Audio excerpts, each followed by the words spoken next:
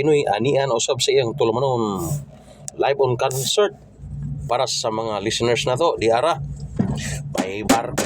May barko, barkong di pasahero, lagi nang naaberya dahil luma masyado. Mayroong isang gabi sa amin ang pagbiyahe, maraming pasahero, sobrang saya lahat kami. Hala, pabor at istribor, ang sigaw ng kapitan. Dumiritso ang vapor, nagtataka ang karamihan. Inutusan, pinuntahan sa opisyal kasalukuyan, kaya pala hindi nakinig. Timonil tulog sa sahig, magluto na kayo ng kape. Ayon sa hipi di biyahe, kusina ay walang tao. Lasing na ang kusinero, ang sireno na uuhaw sa alak dahil sa ginaw. Ginising ang marinero, gusto nang magparelibo.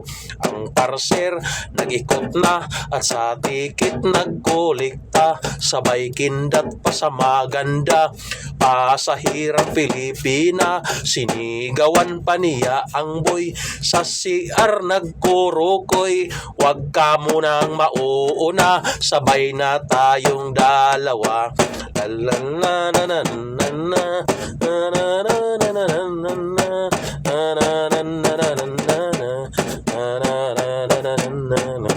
at hindi akalain ang vapor may nabundol.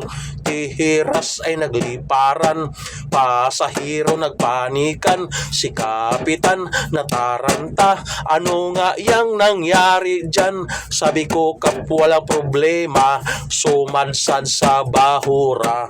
Ang mga makinista unahan na sa pagsaka, dahil ang makina sa tubig lumangoy na.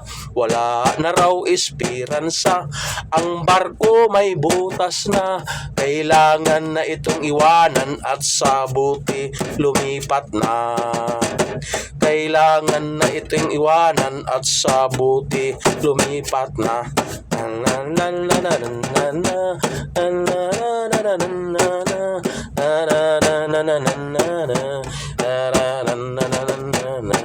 At hindi akalain ang vapor may nabundol.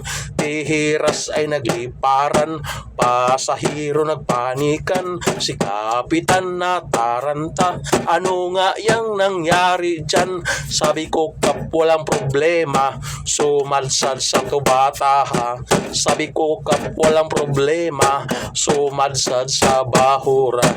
This portion is brought to you by Variety Show. Only mga ludi. Thank you.